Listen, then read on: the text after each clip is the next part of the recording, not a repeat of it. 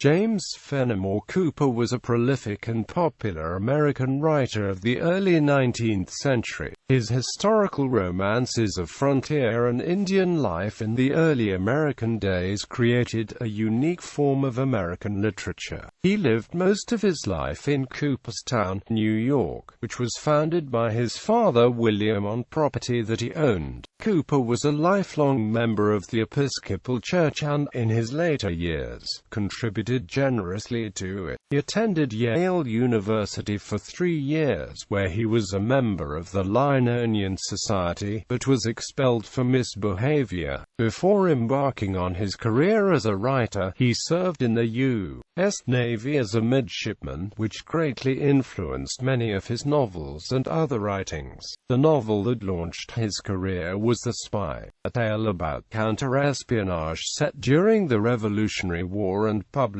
in 1821. He also wrote numerous sea stories, and his best-known works are 5 historical novels of the frontier period known as the Leather-Stocking Tales. Among naval historians, Cooper's works on the early U.S. Navy have been well received, but they were sometimes criticized by his contemporaries. Among his most famous works is the romantic novel The Last of the Mohicans, often regarded as his masterpiece. Early life and family. James Fenimore Cooper was born in Burlington, New Jersey in 1789 to William Cooper and Elizabeth Cooper, the 11th of 12 children, most of whom died during infancy or childhood. He was descended from James Cooper of Stratford-upon-Avon, Warwickshire, England, who emigrated to the American colonies in 1679. James and his wife were Quakers who purchased plots of land in New Jersey and Pennsylvania. 75 years after his arrival in America, his great-grandson William was born on December 2, 1754. Shortly after James' first birthday, his family moved to Cooperstown, New York, a community founded by his father on a large piece of land which he had bought for development. Later, his father was elected as a United States congressman from Otsego County. The town was in a central area of New York that had previously been occupied by the Iroquois of the Six Nations. The Iroquois were forced to cede the territory after British defeat in the Revolutionary War, as they had been allies. Shortly after the American Revolutionary War, the state opened up these former Iroquois lands for sale and development. Cooper's father purchased several thousand acres of land in upstate New York along the headwaters of the Susquehanna River. By 1788, William Cooper had selected and surveyed the site where Cooperstown would be established. He erected a home on the shore of Otsego Lake and moved his family there in the autumn of 1790. He soon began construction of the mansion that would be known as Otsego Hall. It was completed in 1799 when James was 10. At age 13, Cooper was enrolled at Yale, but he incited a dangerous prank that involved blowing up another student's door after having already locked a donkey in a recitation room. Cooper was expelled in his 3rd year without completing his degree. Disenchanted with college, he obtained work in 1806 as a sailor and, at age 17, joined the crew of a merchant vessel. By 1811, he obtained the rank of midshipman in the fledgling United States Navy, conferred upon him on an officer's warrant signed by Thomas Jefferson. At 20, Cooper inherited a fortune from his father. He married Susan Augusta de Lancey at Mamaroneck, Westchester County, New York on January 1, 1811 at age 21. She was the daughter of a wealthy family who remained loyal to Great Britain during the American Revolution. They had 7 children, 5 of whom lived to adulthood. The daughter Susan Fenimore Cooper was a writer on nature, female suffrage, and other topics. She and her father often edited each other's work. Among his descendants was Paul Fenimore Cooper, who also became a writer. Service in the Navy. In 1806, at the age of 17, Cooper joined the crew of the merchant ship Sterling as a common sailor. At the time, the Sterling was commanded by young John Johnston from Maine. Cooper served as a common seaman before the mast. His first voyage took some 40 stormy days at sea and brought him to an English market in Caz with a cargo of flour. The Cooper saw his first glimpses of England.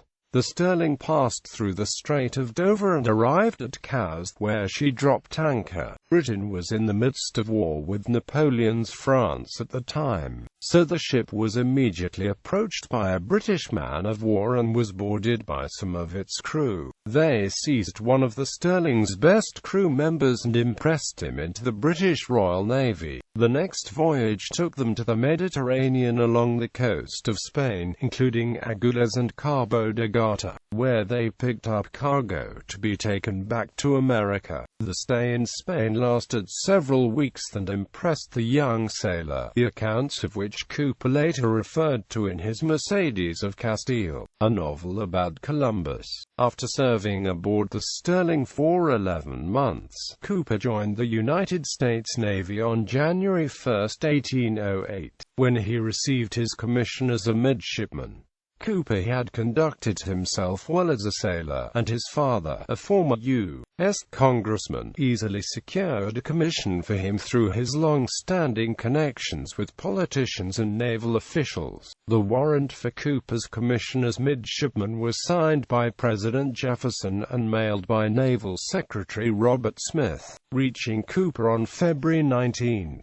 Along with the warrant was a copy of Naval Rules and Regulations, a description of the required naval uniform, along with an oath that Cooper was to sign in front of a witness and to be returned with his letter of acceptance. Cooper signed the oath and had it notarized by New York attorney William Williams, Jr., who had previously certified the Sterling's crew. After Williams had confirmed Cooper's signature, Cooper mailed the document to Washington. On February 24, he received orders to report to the naval commander at New York City. Joining the United States Navy fulfilled an aspiration Cooper had had since his youth. Cooper's first naval assignment came in March 21, 1808 aboard the Vesuvius, an 82-foot bomb ketch that carried 12 guns and a 13-inch mortar. For his next assignment, Cooper served under Lieutenant Melanchthon Taylor Woolsey near Oswego in Lake Ontario, building the brig Oneida for service on the lake.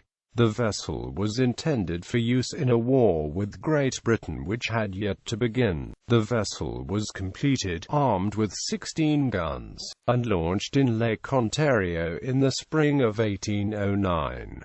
It was in this service that Cooper learned shipbuilding, shipyard duties, and frontier life. During his leisure time, Cooper would venture through the forests of New York State and explore the shores of Lake Ontario. He took frequent cruises among the Thousand Islands, where he spent time fishing. His experiences in the Oswego area later inspired some of his work, including his novel The Pathfinder. After completion of the Oneida in 1809, Cooper accompanied Woolsey to Niagara Falls, and was then ordered to Lake Champlain to serve aboard a gunboat until the winter months when the lake froze over. On November 13th of the same year, he was assigned to the Wasp under the command of Captain James Lawrence, who was from Burlington and a personal friend of Cooper's. Aboard this ship, Cooper met his lifelong friend William Branford Shubrick, who was also a midshipman at the time. Cooper later dedicated the pilot, the Red Rover, and other writings to Shubrick. Writings. First endeavors in 1820. Cooper's wife Susan wagered that he could write a book better than the one that she was reading. In response to the wager, Cooper wrote the novel Precaution. Its focus on morals and manners was influenced by Jane Austen's approach to fiction. He anonymously published Precaution, and it received favorable notice from the United States and England. By contrast, his second novel, The Spy, was inspired by a tale related to him by neighbor and family friend John Jay. It was more successful and became a bestseller. The setting of this Revolutionary War tale is widely believed to have been John Jay's family home, The Locusts, in Rye, New York. In 1823, Cooper published The Pioneers, the first of the Leather Stocking series. The series features Natty Bumppo, a resourceful American woodsman at home with the Delaware Indians and the chief Chingachgook. Bumppo was also the main character of Cooper's most famous novel, The Last of the Mohicans, written in New York City, where Cooper and his family lived from 1822 to 1826. The book became one of the most widely read American novels of the 19th century. In 1823, Cooper was living in New York on Beach Street in what is now downtown's Tribeca. While there, he became a member of the Philadelphia Philosophical Society. In August of that year, his first son died. In 1824, General Lafayette arrived from France aboard the Catbus at Castle Garden in New York City as the nation's guest. Cooper witnessed his arrival and was one of the active committee of welcome and entertainment. Europe. In 1826, Cooper moved his family to Europe, where he sought to gain more income from his books as well as to provide better education for his children. While overseas, he continued to write. His books published in Paris include The Red Rover and The Water Witch, two of his many sea stories. During his time in Paris, the Cooper family was seen as the center of the small American expatriate community. During this time, he developed friendships with painter Samuel Morson, with French general and American Revolutionary War hero Gilbert du Motier, Marquis de Lafayette. In 1832, Cooper entered the lists as a political writer in a series of letters to Le National, a Parisian journal. He defended the United States against a string of charges brought by the Revue Britannique. For the rest of his life, he continued skirmishing in print, sometimes for the national interest, sometimes for that of the individual, and frequently for both at once. This opportunity to make a political confession of faith reflected the political turn that he already had taken in his fiction, having attacked European anti-republicanism in the Bravo. Cooper continued this political course in The Heidenmauer and the Headsman, or The Abbey of Vigneron. The Bravo depicted Venice as a place where a ruthless oligarchy lurks behind the mask of the serene republic. All were widely read on both sides of the Atlantic, though the Bravo was a critical failure in the United States. Back to America. In 1833, Cooper returned to the United States and published A Letter to My Countrymen, in which he gave his criticism of various social mores. Promotional material from his publisher indicated that A Letter to My Countrymen remains Cooper's most trenchant work of social criticism. In it, he defines the role of the man of letters in a republic, the true conservative, the slavery of party affiliations, and the nature of the legislative branch of government. He also offers her most persuasive argument on why America should develop its own art and literary culture, ignoring the aristocratically and monarchically tainted art of Europe.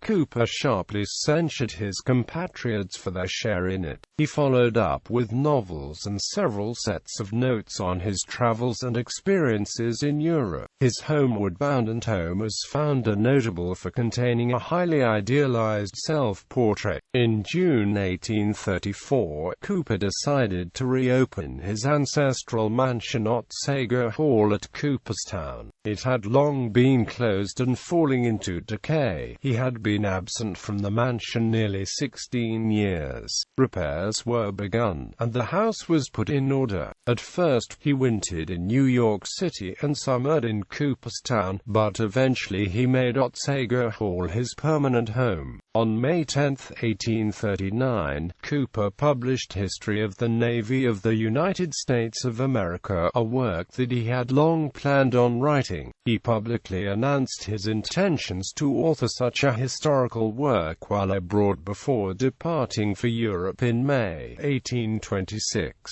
During a parting speech at a dinner given in his honor, encouraged by Your Highness, I will take this opportunity of recording the deeds and sufferings of a class of men to which this nation owes a debt of gratitude, a class of men among whom I am always ready to declare, not only the earliest, but many of the happiest days of my youth have been passed. Historical and nautical work. His historical account of the U.S. Navy was first well received but later harshly criticized in America and abroad. It took Cooper 14 years to research and gather material for the book. His close association with the U.S. Navy and various officers, and his familiarity with naval life at sea provided him the background and connections to research and write this work. Cooper's work is said to have stood the test of time and is considered an authoritative account of the U.S. Navy during that time. In 1844, Cooper's proceedings of the naval court-martial in the case of Alexander Slidell Mackenzie, a commander in the Navy of the United States, and C, was first published in Graham's Magazine of 1843–44. It was a review of the court-martial of Alexander Slidell Mackenzie, who had hanged 3 crew members of the brig Somers for mutiny while at sea. One of the hanged men, 19-year-old Philip Spencer, was the son of U.S. Secretary of War John C. Spencer. He was executed without court-martial along with 2 other sailors aboard the Somers for allegedly attempting mutiny. Prior to this affair, Cooper was in the process of giving harsh review to Mackenzie's version of the Battle of Lake Erie. Mackenzie had previously given harsh criticism to Cooper's interpretation of the Battle of Lake Erie contained in Cooper's History of the Navy of the United States, 1839. However, he still felt sympathetic to Mackenzie over his pending court-martial. In 1846, Cooper published Lives of Distinguished American Naval Officers covering the biographies of Commodores William Bainbridge, Richard Summers, John Shaw, William Shubrick, and Edward Preble. Cooper died in 1851. In May 1853, Cooper's Old Ironsides appeared in Putnam's Monthly. It was the history of the Navy ship US Constitution and became the first posthumous publication of his writings. In 1856, 5 years after Cooper's death, his History of the Navy of the United States of America was published. The work was an account of the U.S. Navy in the early 19th century.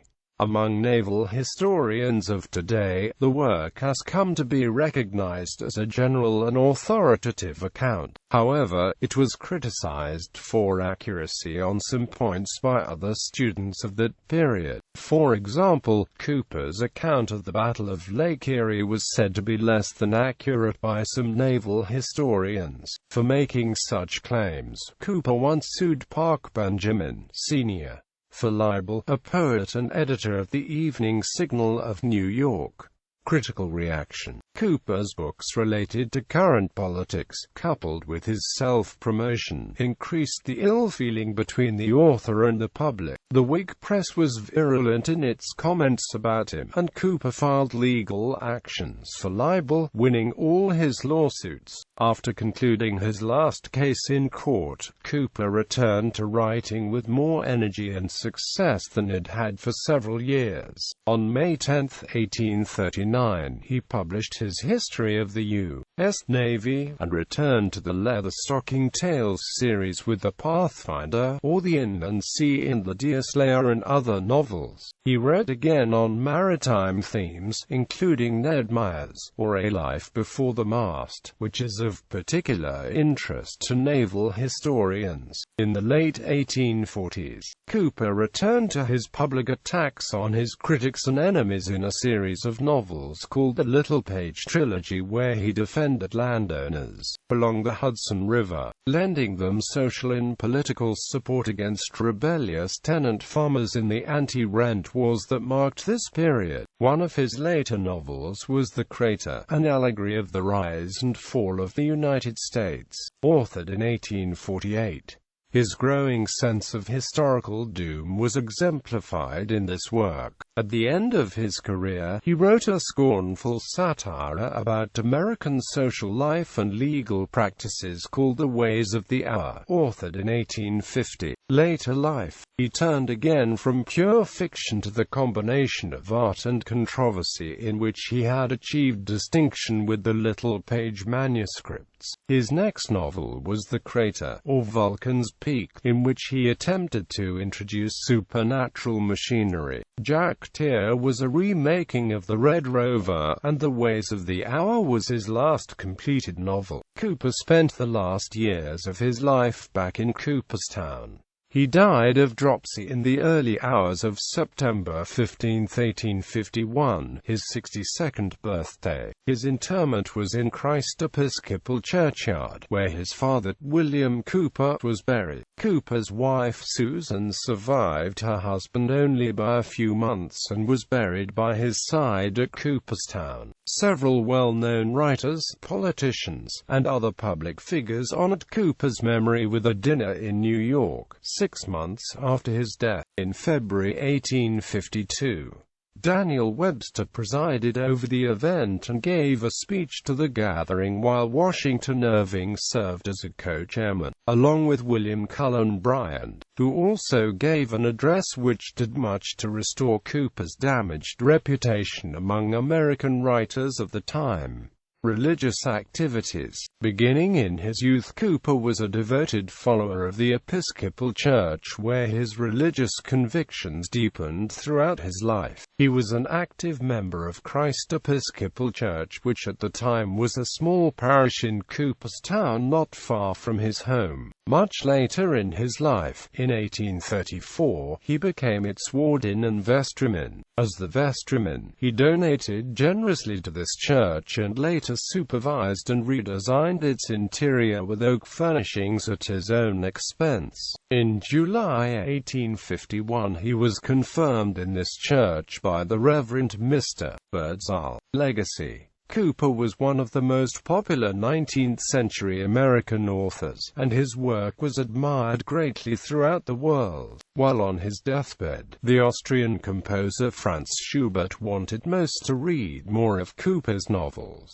Honoré de Balzac, the French novelist and playwright, admired him greatly. Henry David Thoreau, while attending Harvard, incorporated some of Cooper's style in his own work. Cooper's work, particularly The Pioneers in the Pilot, demonstrate an early 19th-century American preoccupation with alternating prudence and negligence in a country where property rights were often still in dispute. Cooper was one of the first major American novelists to include African American and Native American characters in his works. In particular, Native Americans play central roles in his Leather Stocking Tales. However, his treatment of this group is complex and highlights the tenuous relationship between frontier settlers and American Indians, as exemplified in the Wept of Wished Unwish, depicting a captured white girl who is taken care of by an Indian chief and who after several years is eventually returned to her parents. Often, he gives contrasting views of native characters to emphasize the potential for good, or conversely, the proclivity for mayhem. Last of the Mohicans includes both the character of Magua, who is devoid of almost any redeeming qualities, as well as Chingachgook, the last chief of the Mohicans, is portrayed as noble, courageous, and heroic. In 1831, Cooper was elected into the National Academy of Design as an honorary academician. According to Tad S. at ULC, Cooper was a devotee of Poland's causes. He brought flags of the defeated Polish rebel regiment from Warsaw and presented them to the exiled leaders in Paris. and although Cooper and Marquis de Lafayette were friends, it remains unclear how Cooper found himself in Warsaw at that historical moment. Although he was an active supporter of European democratic movements, though some scholars have hesitated to classify Cooper as a strict romantic, Victor Hugo pronounced him greater than the great master of modern romance. This verdict was echoed by a multitude of less famous readers, such as Balzac and Rudolf Drescher of Germany, who were satisfied with no title for the favorite less than that of the American Scot. Mark Twain famously criticized the Deerslayer and the Pathfinder in his satirical but shrewdly observant essay, Fenimore Cooper's Literary Offenses, which portrays Cooper's writing as cliched and overwrought.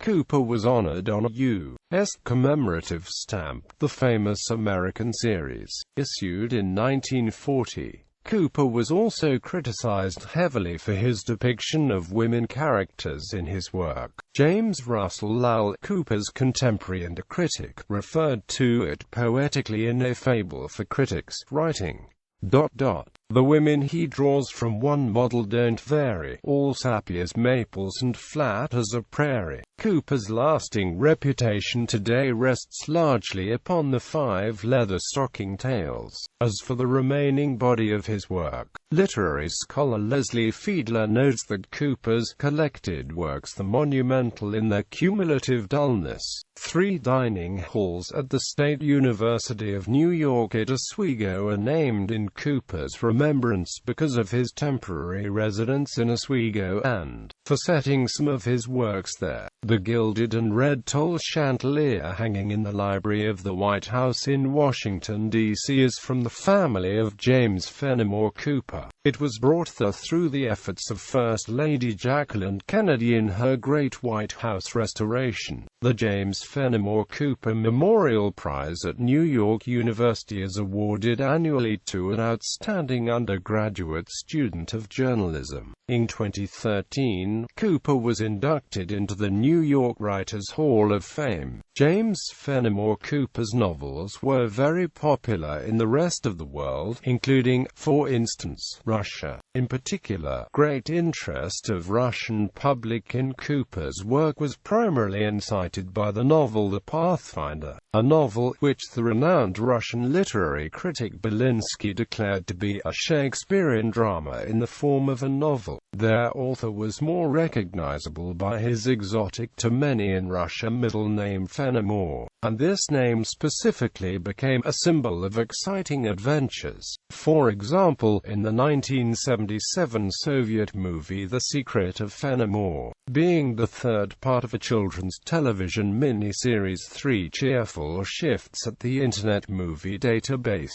tells of a mysterious stranger addressed to as Fenimore, visiting nightly a boys' ward in a summer camp and relating fascinating stories about Indians and extraterrestrials. Works. Bibliography. Biography of James Fenimore Cooper. American Studies at the University of Virginia. Clymer, William Branford Shubrick. James Fenimore Cooper. Small, Maynard & Amp Company, Boston. p. 149. Franklin, Wayne. James Fenimore Cooper. The Early Years. Volume 1. Yale University Press. p. 708. ISBN 978-0300-108057. Hale, Edward Everett. Illustrious Americans, The Lives and Great Achievements.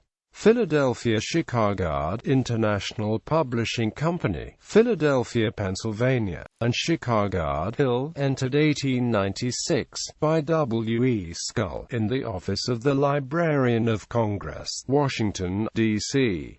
ISBN 9781162227023. Lounsbury, Thomas R. James Fenimore Cooper. Houghton, Mifflin and Company, Boston. p. 149. McCulloch, David. The Greater Journey. Americans in Paris. Simon & Amp, Schuster. ISBN 9781416571776. O'Daniel, Thurman B. Cooper's Treatment of the Negro. Phylon. Clark, Atlanta University. 8 164-176. JSDOR 271724. Phillips, Mary Elizabeth. James Fenimore Cooper. John Lane Company, New York, London, p. 368. Roosevelt, Theodore. The Naval War of 1812. G. P. Putnam's Sons, New York, p. 541. Wright, Wayne W. Hugh C. McDougall, ed. The Cooper Genealogy. New York State Historical Association. Primary sources: Cooper, James Fenimore, Lives of Distinguished American Naval Officers. Carey and Hart, Philadelphia, p. 436. OCLC 620356. URL 1. Old Ironsides. G.P. Putnam, 1853. p. 49. URL. History of the Navy of the United States of America. Stringer and Amp, Townsend, New York, p. 508. OCLC 197,401,914. URL. The Chainbearer, or the Little Page Manuscripts, Stringer and Townsend, 228 pages, ebook.